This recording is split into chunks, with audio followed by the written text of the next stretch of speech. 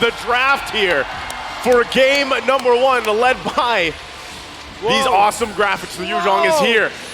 He's lifting everything up. That's the Prime skin right there. The Prime. Prime Yuzhong. There we go. Once again, we'll see where things fall into place here, what the draft leaves for us as these coaches, the minds once again behind these teams. Ban's already out, so we're taking out the Fanny, the Joy, the Nolan. That's not going to come into play. The Bruno, the Lilia, and also the Guinevere. First pick for Blacklist International. What are we feeling? Bruno's taken out. Yeah, now Matilda's open, but nope, we mentioned it earlier, it's going to be the Angela, so GEEK fam are open to pick up the Matilda. We have seen before a very poisonous third pick Esmeralda earlier in M5, not from these two teams, I just can't recall exactly the teams fighting then, but you have to watch out maybe if ever there's going to be a lot of shields on the side of Blacklist International that Esmeralda can take, but so far, revisiting again the priorities of the banning, Blacklist are taking away those assassins for Nile. We know how talented that young man is with those assassins, so he might be forced into the jungler fighter tanks that we've seen lately. While for GEEK fam, they've taken away the comforts of 3 people. Since Sui, you take away a strong pick from Yue, and you take away the Bruno. So Farum is a survival option, but no, Baksha and Valentina are the call. Okay, that was my question too, you know, leading into that when you're talking about these targeted bans and whatnot. Now this time, again, we have to point out the fact that Nile's back, right? How does that change really how you want to pay attention to the jungle? Well, that's the answer. They go with the Baksha.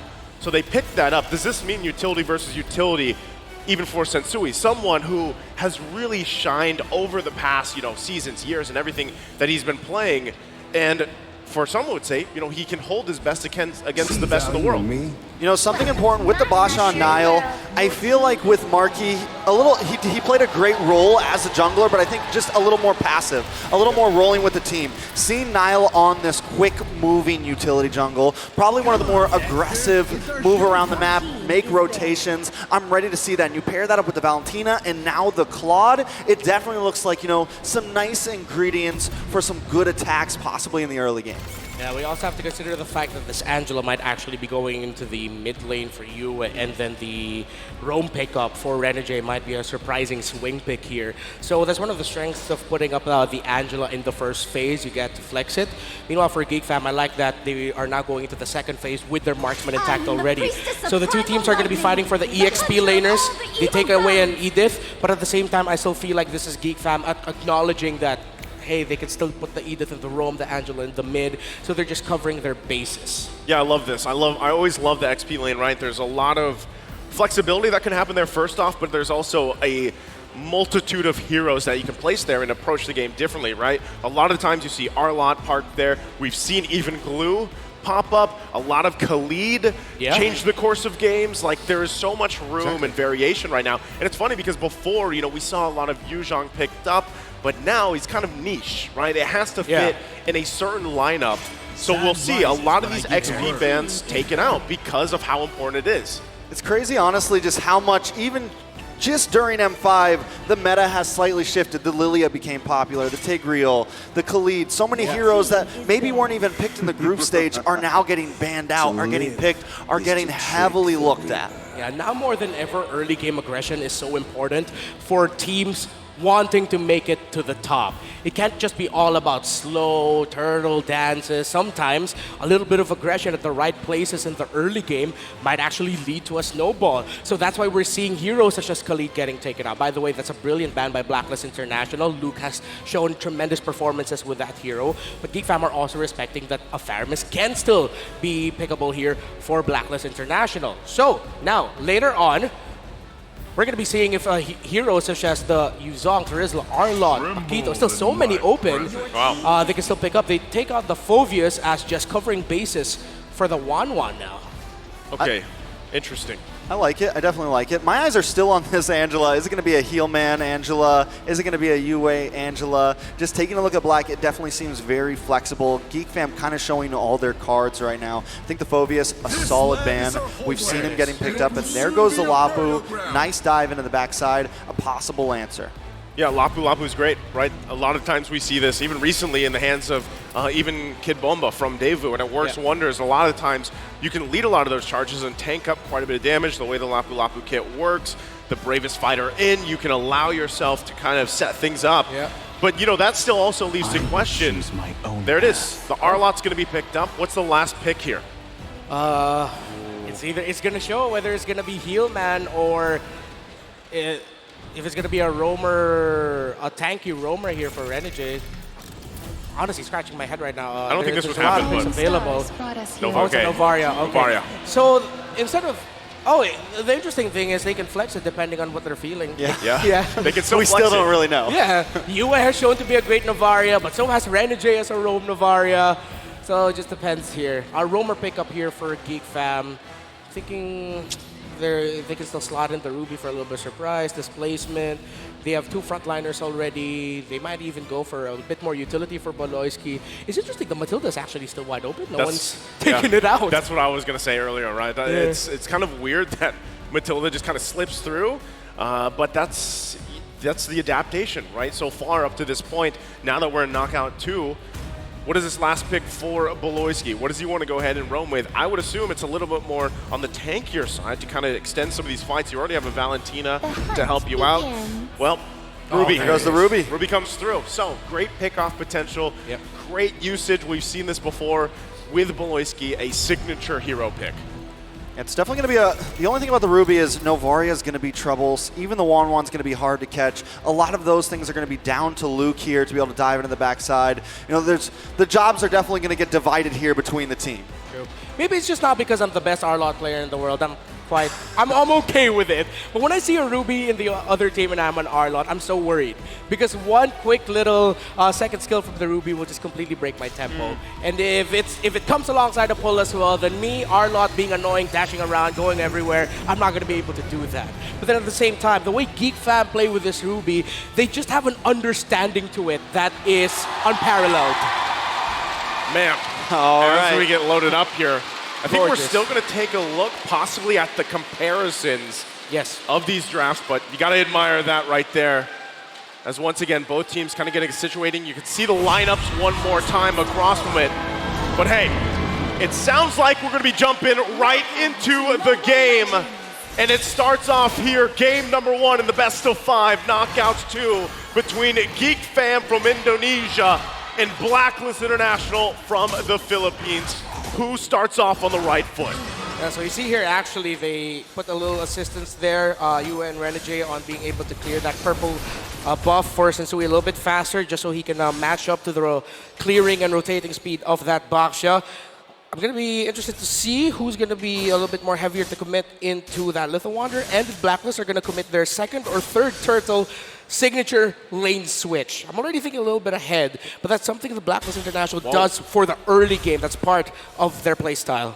So Yue already taken a lot of aggression early on against a boy, and in a way, I feel like a boy is even someone that kind of falls under the radar a little bit with a lot of these just star players so far that you're seeing kind of unfold here, build their own kind of legends in their own right. But so far, as things kind of unfold, right, anything emblem-wise that stick there on cue. Does it anything that sticks out here, Renmar?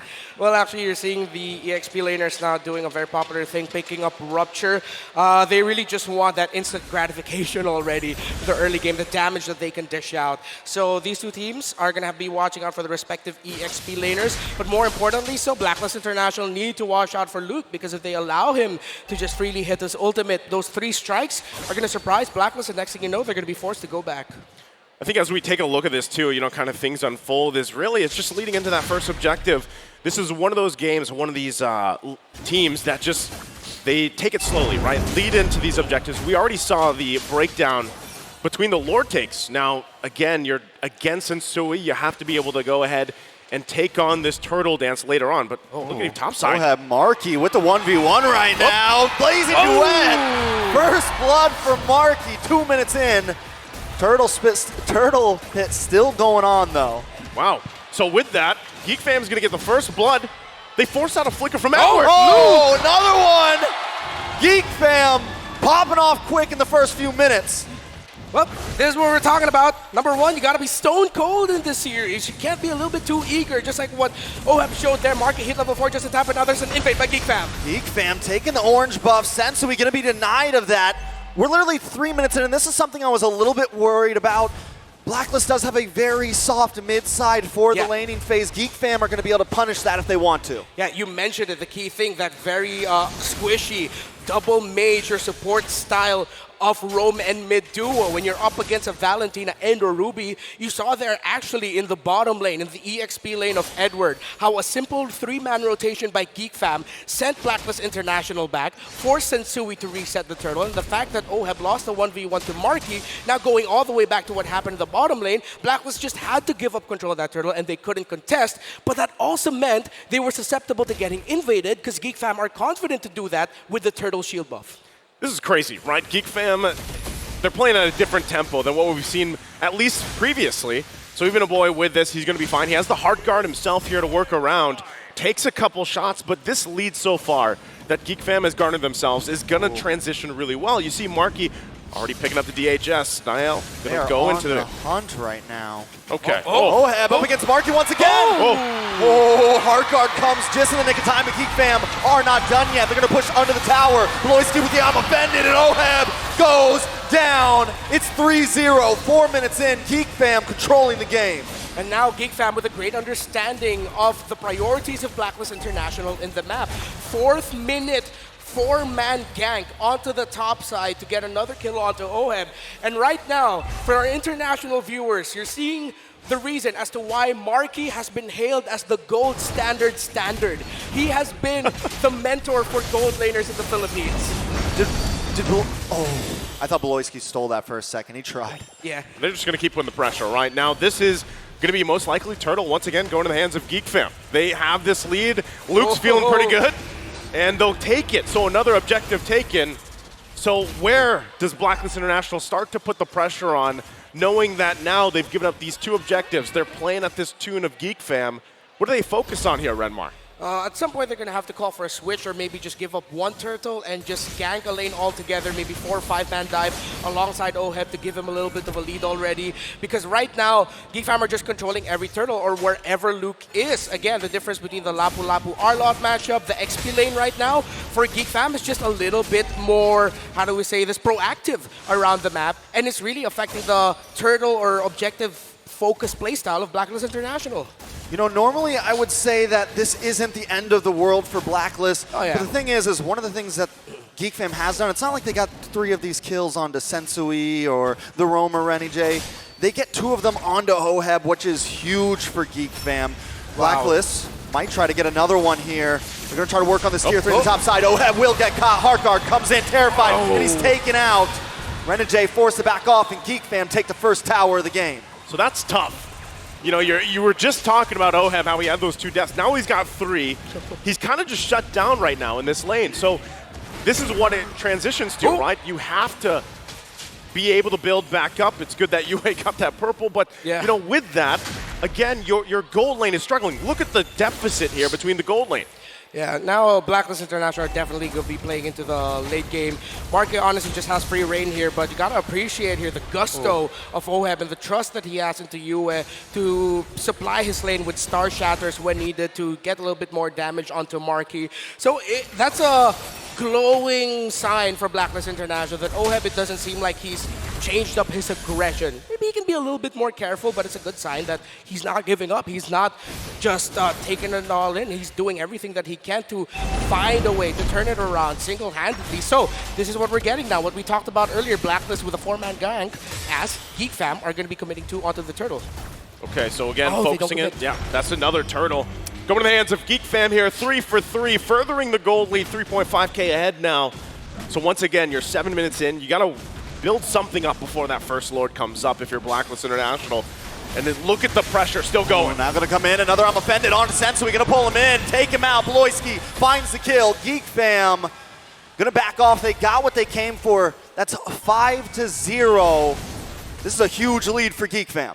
I think this is now a sign for Blacklist International that especially when you're up against GEEK fam and Bloisky has one of his comfort picks and you're playing a heal or support type roamer, a squishy roam mid duo, it's gonna be difficult. And add to that the fact that the Arlot versus Lapu-Lapu right now, Luke just has Edward in check. It's no surprise that GEEK fam, with their systematic aggression, has just taken control of this game right now. They're moving like the Ford assembly line. Henry Ford himself would be proud of the efficiency of GEEK Fam right now. Very efficient, right? I mean, that's the other thing is you have to, we're building it up into it. They talked about this a lot in the panel leading into this matchup.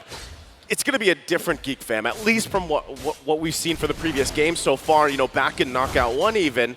And so far, it looks like they've just refined the playstyle. Again, they have a huge lead right now against Blacklist International. It's not to a point where it's dire, but Sensui might be in trouble again. I'm offended. Lands a mark into the back line with a blazing duet, putting tons of damage down on the Rennie J. Trying to find you. Flickers back. Oheb in trouble now. Baloo comes in with the bravest fighter and finds two. Blacklist International crumbling under GEEK right now. Wow, the miracle of Indonesia are making magic work right now. Away from their home country, well, for BLCK and Marky, they're back home.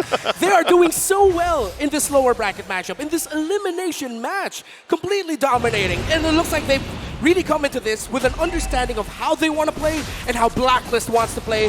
And they're just taking control. And what they're doing so well right now is they're combining, their team fight, their 5v5, clean mechanics, but they're also adding the macro level. They've been attacking the off lanes. They've been suffocating Blacklist so well. And with that, Lord taken here once again. Objectives clearly all for GEEK Fam. There isn't even a single turret down just yet for Blacklist International. They're going to have to find some way, somehow, to get movement, space around the map at some point, but right now, it's just trying to catch your breath, right? Again, looking at the gold lane specifically, Oheb is just not where he needs to be to even provide. When he gets the crossbow of Tang off, it's most likely not going to even get rid of anybody. So still, how much time do you buy here for Blacklist? At this point, they're going to have to buy a lot of time or punish a attempt by GEEK Fam to end the game early on. We've seen it happen so many times. They go into the inhibitor, they dive it, but then it just doesn't turn out well for them. Conceal play by BLCK. Conceal play is coming. GEEK Fam decide not to overextend themselves. Another wave will be coming down the mid side. Not able to break an inhibitor just yet, but they still gain a lot of ground and two more waves coming soon. Ooh. Yep, the shots are starting to hurt. BLCK's going to take that one, get back to base. Again, you're nearing that 10,000 gold deficit for Blacklist. BLCK. Too close. Still playing with danger here, right? Yeah. Also, big item pickups here. Oh boy, just got the Divine Glaive, as if he's not already doing enough damage. You can see it, right? But there is a struggle here. And the fact, too, that Oheb is on the second of damage received, it's been a tough time for the gold lane for Blacklist. Yeah, and I don't think Blacklist International are too surprised. Well, I'm sure they're surprised that GEEK Fam dominated the game so quickly in this fashion. But I think they went into this game, especially after the draft, that they know that they're going to have to give up some mid-game, early game control. That is going to be GEEK Fam's game early on, and then they'll just slowly build up and ramp up from there, try to get a counter punch. But GEEK Fam respected that. They didn't allow Blacklist International to get that turnaround moment that they were looking for, especially in the earlier skirmishes. So now it's just going to be full turtle, and by that we mean full base defense as US still securing that purple buff for Blacklist International. He's been on point. I feel like at this point you can add a sound effect to the Star Shatter as it's flying. It's just going US. Probably, right? But what he's got to do is obviously he's scaling pretty well. And as the game goes on, let's just say 5-8 minutes from now, if this is still going on, then some of that poke potential from UA is actually going to play a course in a lot of these team fights leading on, right? But right now, it's just, like I said, 10,000 gold deficit. There's the Wind of Nature being picked up. Is that the sign now, Renmar, where, okay, we can at least take a little bit of shot here to actually fight, to contest? We have a Heart Guard as well. It's 28K to 38K, and about to get there. I think even with the Wind of Nature, this will be a bit too risky. So at this point, Blacklist International counterplay looks good, I mean, honestly, I feel like the only member that's honestly a saving grace is UA. He's the only one that has gone deathless so far. He's been able to farm. He's been able to use the range of that meteor to farm purple buffs, to farm some waves here and there when the rest of the team can't. GEEK Fam should be able to get this Lord uncontested. Blacklist deciding to go for the upper lane, deciding to macro a little bit, and then turtle back up. Yeah, again, they got to get some space to work around, right? Even if it's just one turret at a time, that's really where they want to focus. And as they kind of get situated here, they're going to have to defend now. Once again, second Lord of the game. high ground defense-wise, you can expect that GEEK Fam has the tools they need and the lead they need to actually force a fight, even if Blacklist doesn't want to. Yeah, this is what we call throwing bodies. Yep. Like, GEEK Fam can literally just throw bodies and try to end it here. They still have to be careful, but it looks so easy for them. Speaking of throwing bodies, a big I'm offended locks on Oheb, the hard guard. Able to maybe save him. He's backing up, he's fighting. He's trying to get away. They're chasing him down, but he's still able to pull it off. Oheb, a boy, flickers back in. Oheb over to safety. The Lord is coming into the base. GEEK decide to switch lanes as Nile keep 2 members distracted. Who's just gonna keep home? He's gonna let Oheb go back, but this might be the end for Renegade. The Lord is gonna crash in. GEEK Fam ready to break through. Luke looking for that big hit onto the backside. Someone go away. BLCK goes down. Sensui able to find him. Marky gonna chip away at the mid inhibitor. GEEK Fam still backing off. They were able to take 2 towers down, still holding a large gold lead. It ain't over till it's over. It doesn't look good for Blacklist International, but you gotta admit, what Oheb and Renegade did there may have saved the sequence for Blacklist International, buying enough time, making sure that Nile wouldn't be there, and that meant BLCK had to be the main front line for GEEK Fam in that scenario, and he falls in a Blacklist. Can they find a window to somehow break a turret, to find a few more resources to turn the game around, or is GEEK Fam still going to continue applying the chokehold? Still a strong chokehold, right? 12,000 ahead. And once again, Blacklist International has no space to move around with. They don't even have a turret at this point, but if they can still survive some of these fights, punish a mistake, they could possibly at least get a body or 2, but look at how much GEEK Fam wants. Dive, Bravest Fighter lands on a Sensui. The stun connects and Sensui goes down. GEEK Fam, don't come out just yet. This is still our jungle, but a boy gonna get caught off, forcing a winner. Grunchi on Marky getting free shots. The Terrified and Edward taken out. 2 members of Blacklist fall. GEEK Fam still inside of the base. A wave of minions closing in on the top side. Oheb maybe gonna get a hard guard here. Marky gets a hard guard for himself. He's gonna lock onto the base, and GEEK Fam against the odds take game number 1. A very strong showing here for GEEK Fam as they come out refined and ready to go against the home crowd, Blacklist International. They start off the series hot, stone cold. Our GEEK Fam, if the Filipino fans of Blacklist thought this would be a walk in the park, GEEK Fam had other plans today. What a run. What a run. What a run. This is game number 1 in GEEK Fam. I mean, we thought they could win, but like that, 12K gold lead at the end, and you guys talked about throwing bodies. They were literally able to do that. It didn't matter if one of them went down. With such a lead, they could just lock onto the base. A beautiful heart guard there to make sure Marky could just unload. It's weird because, a lot of people were contemplating, again, the change roster-wise, right? How is it going to look? Man, I love that Nile was back too. He was very decisive, but Marky in the gold lane once again, very aggressively playing against Oheb in the early game, punishing him, getting those couple kills and working around that. That's really where that momentum started. We talked about Blacklist International being the snowball-centric team. Well, this time they went with the, heel man. Yeah. But GEEK Fam came out swinging. Yeah, this feels like a big wake-up call, especially for Blacklist International, that GEEK Fam are prepared to do this. So this is how they want to play. Proactive EXP lane. A gold lane matchup where Marky can just be aggressive, just on his own. Not a lot of help, and then actually getting solo kills onto Oheb, even with a hard guard already on him. So now Blacklist International need to adjust their playstyle here and say, we can't just be defensive and passive. We got to be aggressive. Well, again, to break down this game number 1 that was heavily in favor of GEEK Fam further, let's go ahead and throw it to our panelists. Mirko, Leo, take it away.